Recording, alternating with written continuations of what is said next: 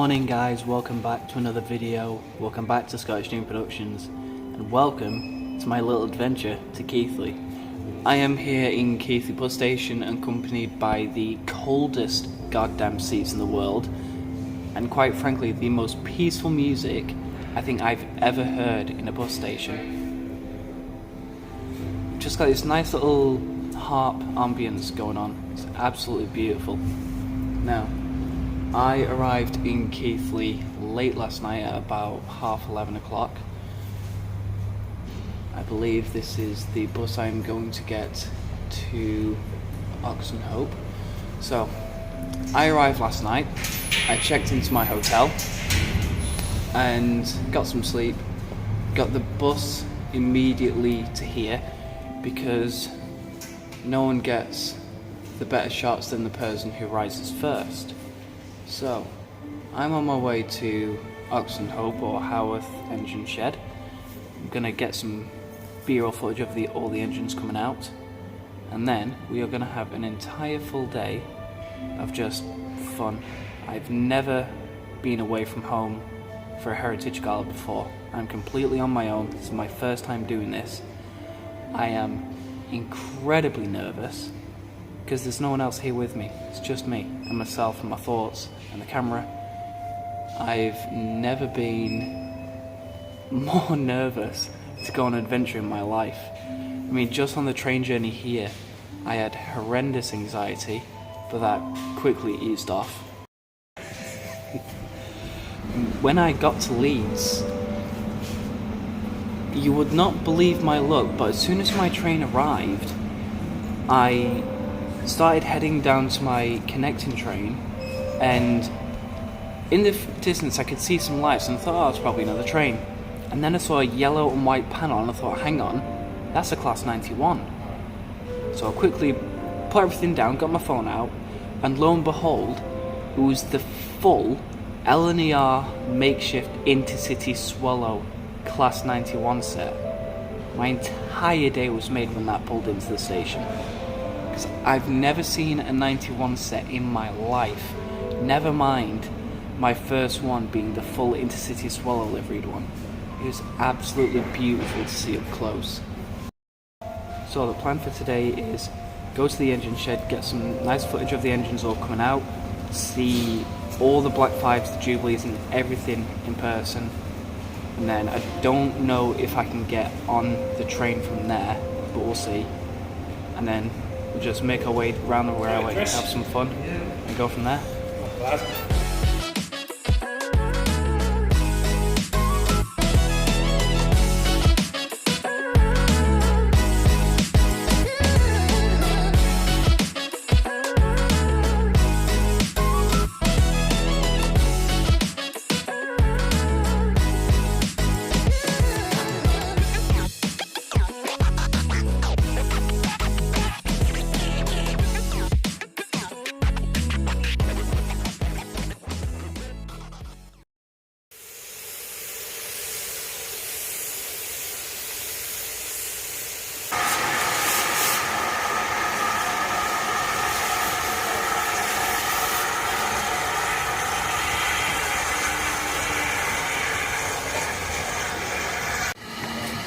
Now obviously it's going to be a very long time here at Haworth. I got it right, Haworth, before a lot of the engines stop moving. The Taff Vale tank, I believe I got that right. That's already moved off. I missed that because I was getting a brew, because in this weather we need to stay warm, otherwise we're going to have some very jittery and shaky camera angles and we don't want that, so definitely got my tripod with me ready today.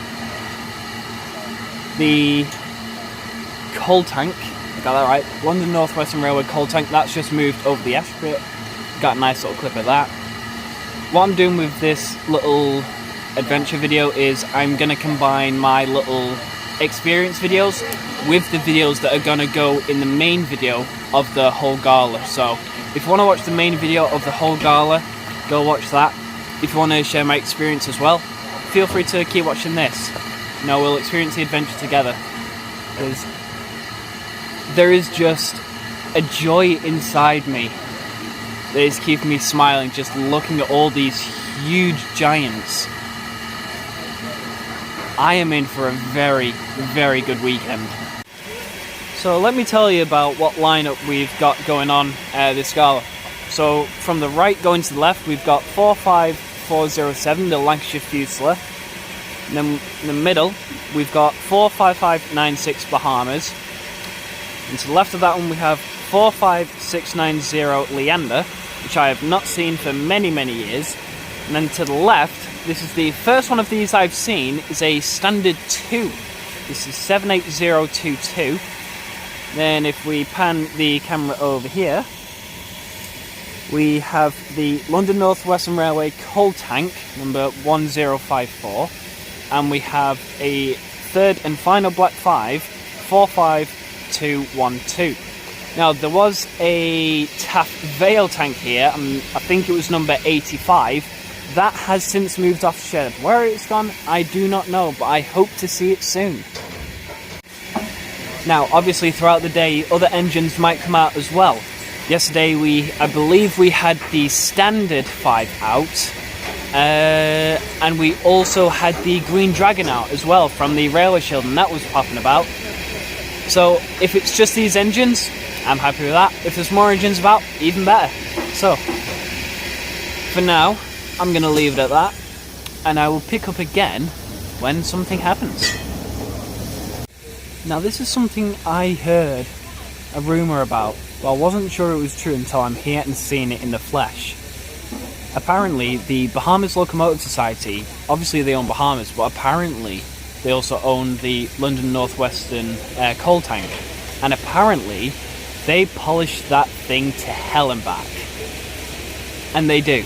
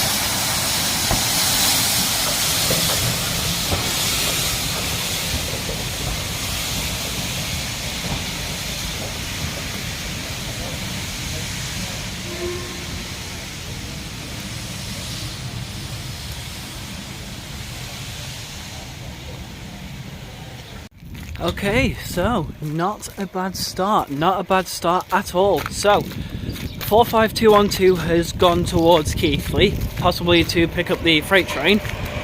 The Taff Vale tank, I believe, has gone up the line, I think, to Oxenhope. I think that's the name of the end of the line. I will learn this line by the end of today. So I believe that's gone up to Oxenhope, possibly to pick up the first passenger train of the day. I'm going to make my way into the station building and have a look around, because I am cold and I am in requirements of hot chocolate and food. So let's go do that. Also, something I just spotted, if you're ever out here, the name of one of the engine sheds here at Haworth. I don't know if you can see it just above those two windows. It says Stanier House. Man who condemned the GWR broad gauge and made some of the most beautiful steam locomotives I've ever seen in my life. All it does is make the water.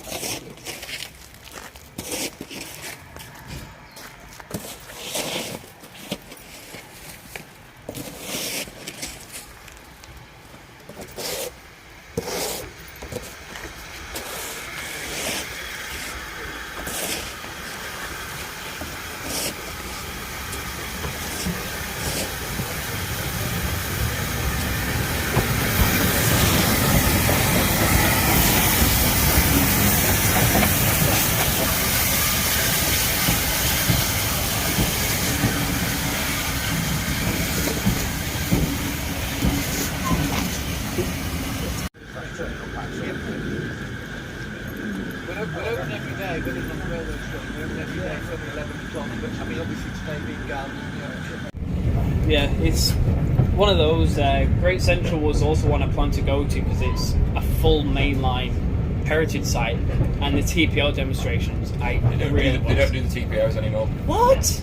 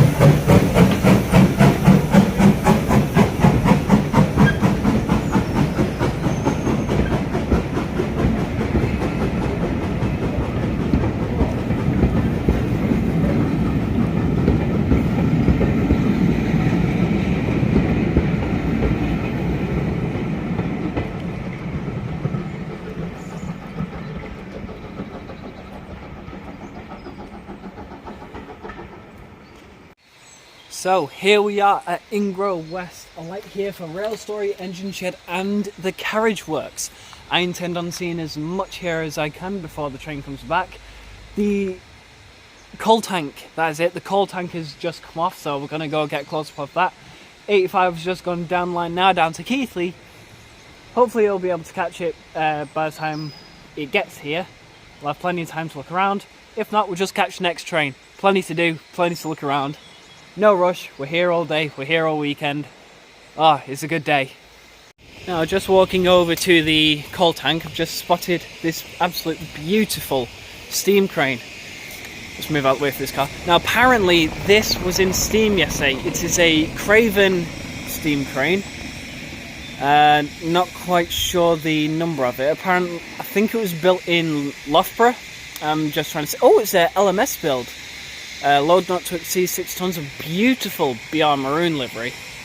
Just look at that. That makes our crane back at Ribble look like a toy.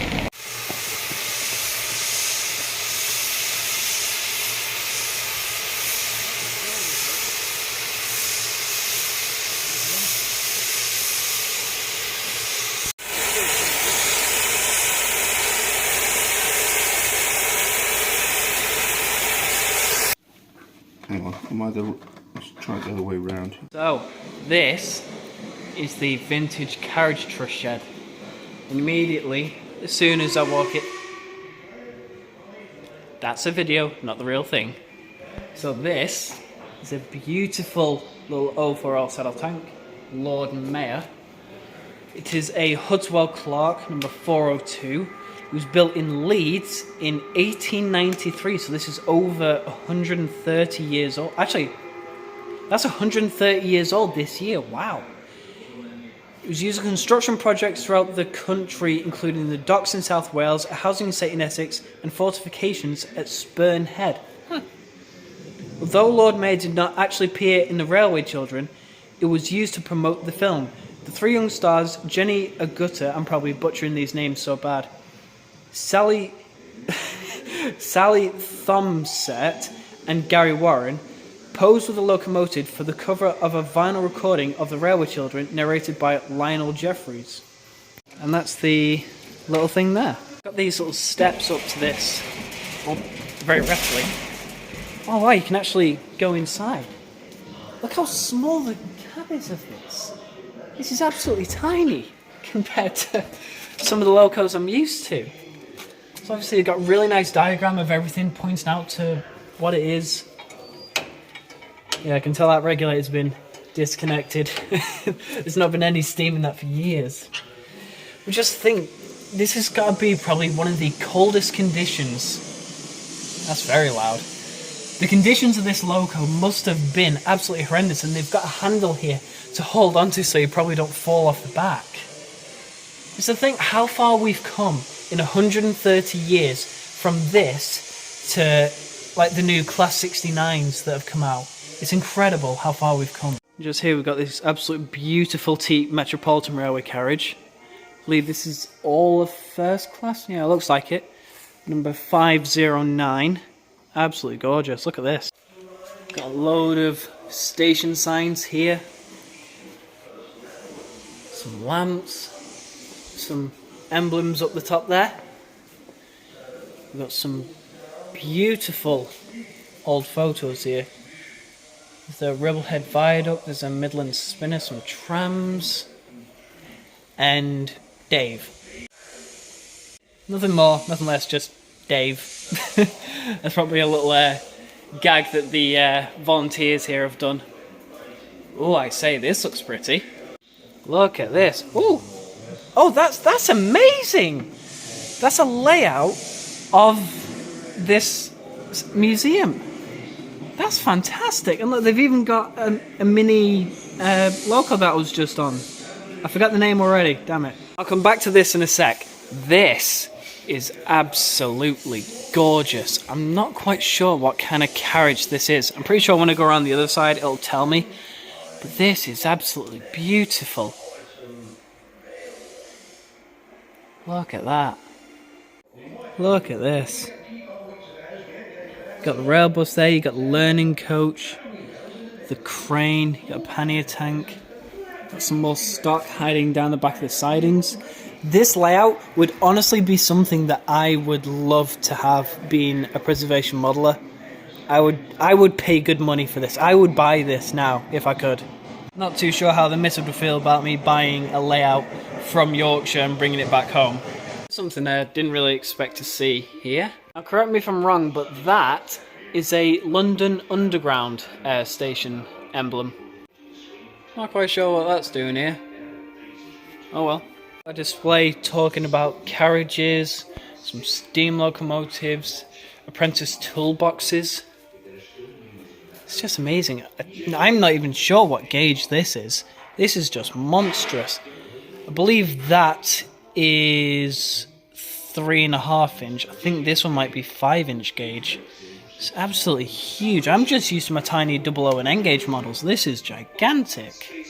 Little display here talking about the locomotives they have here at the Vintage Carriage Trust. Lord Mayor, that was the name of the loco that they had on their layout. So they've got Sir Berkeley, which is actually been at Ribble Steam Railway. Bellefonte, I believe I'm saying that right. That is a very odd locomotive with the strange valve gear. It was built in 1874. Holy hell. I don't even want to know how old that adds up to. And Lord Mayor, built in 1893. So yeah, Lord Mayor's 130. Holy hell. And of course, if you remember, Bachmann did a Railway Children's set. So look at that. I've been very tempted to get that pack, mainly for the station building and the pannier tank. But it's easier said than done these days.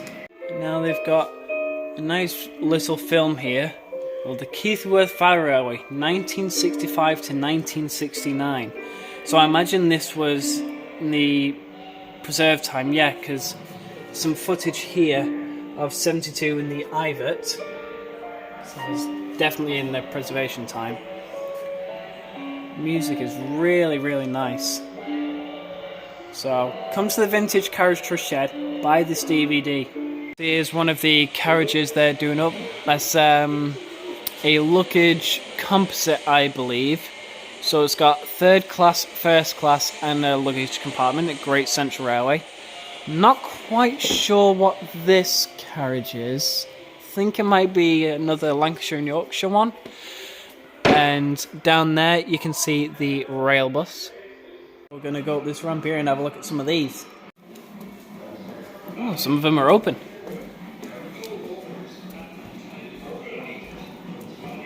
This. So these are London transport coaches.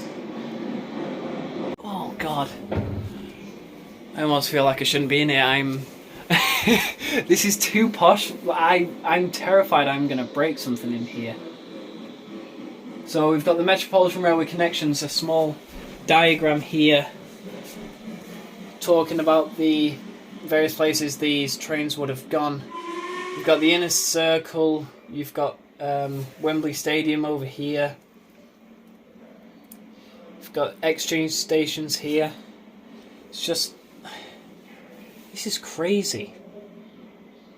This is absolutely crazy. To think that these carriages back then were like this, and they were going underground, run by steam engines, probably choking a lot of people. And what we have now is... this stuff is amazing. And you can tell that these carriages were used during the war, because there is some information signs here telling you what to do in the event of air raids, blackouts. So in air raids, if you are in the train during an air raid or when an alert is sounded, do not leave the train between stations unless requested by a railway official. Should a gas attack be suspected? Jesus Christ, a gas attack? Should a gas attack be suspected, close all windows and ventilators, refrain from smoke, and do not touch any or outside part of a car. There's a lot of history in these carriages, and a lot of dark history as well. Oh, no, okay. Trains may have come more advanced in terms of technology, but in terms of seating, we've gone backwards. Holy hell. This is amazing. It's got a toilet in there. It's got these absolutely beautiful leather seats. I don't even know if I'm allowed to do this, but... Oh. I'm just going to fall asleep here. It's amazing. We've got some ambience going through the speakers of what must have been radio broadcasts at the time.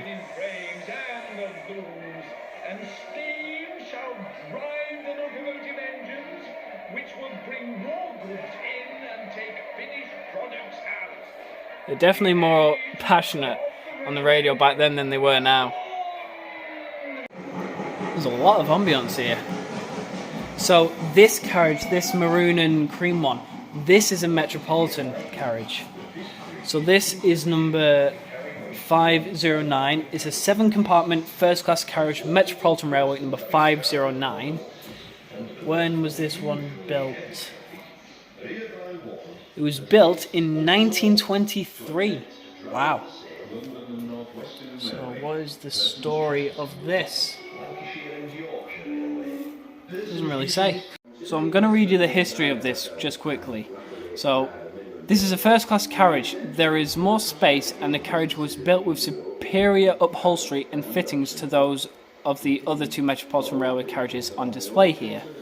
So this one is, they're basically saying this one is more superior to the other two in terms of upholstery.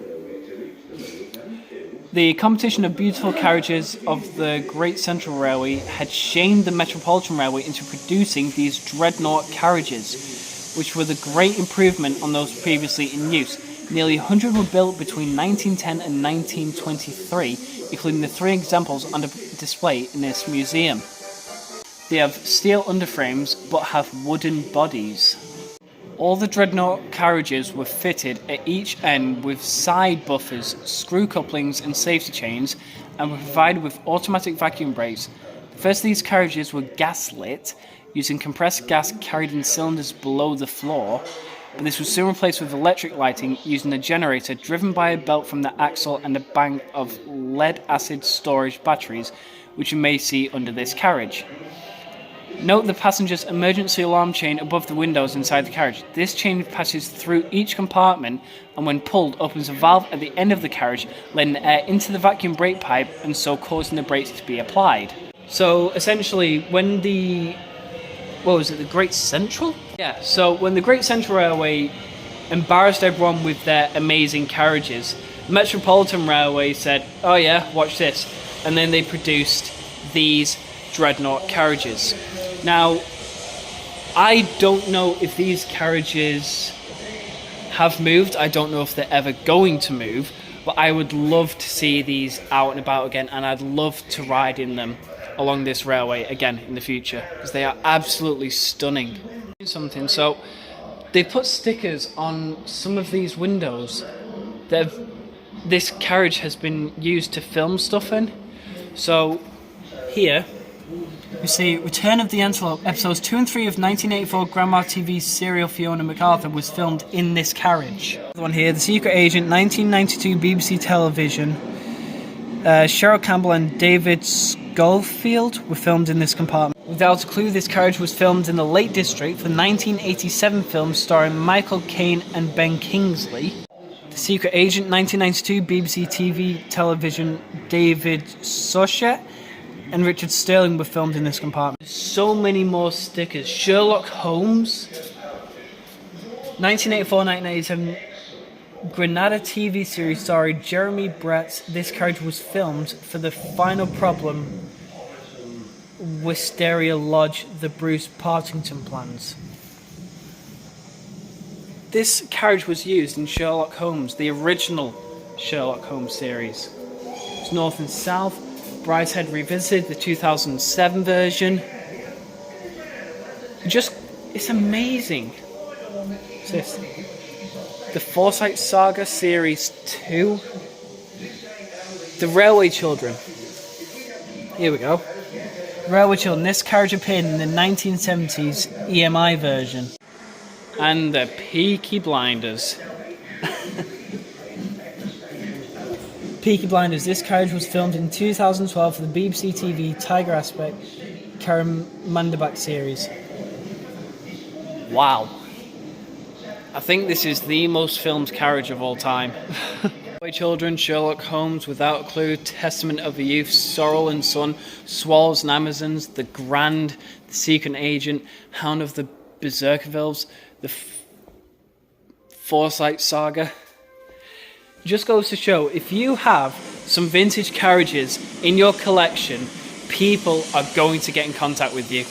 There is just so much history here alone than I could ever take in just a week. I'd need to spend like a year in this building alone just to take in all the history and keep it in my head. Because I'm probably going to forget a lot of this, but it's just amazing. I mean, if you have a railway for over 60 years, you're bound to get a massive collection. I am never not going to be amazed by the pure vast amount of history that's here. It's incredible.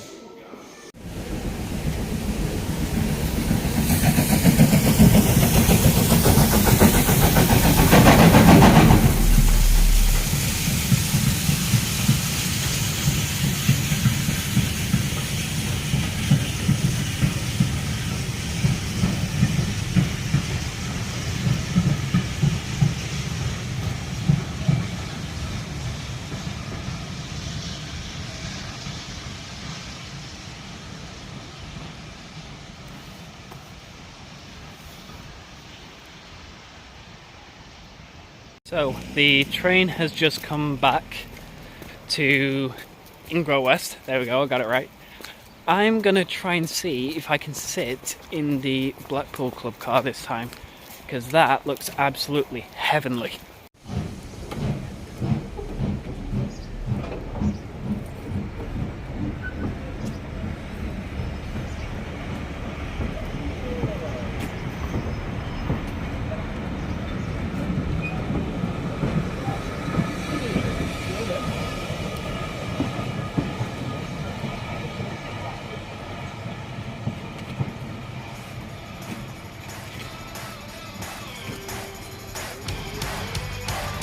Well, so much for that idea.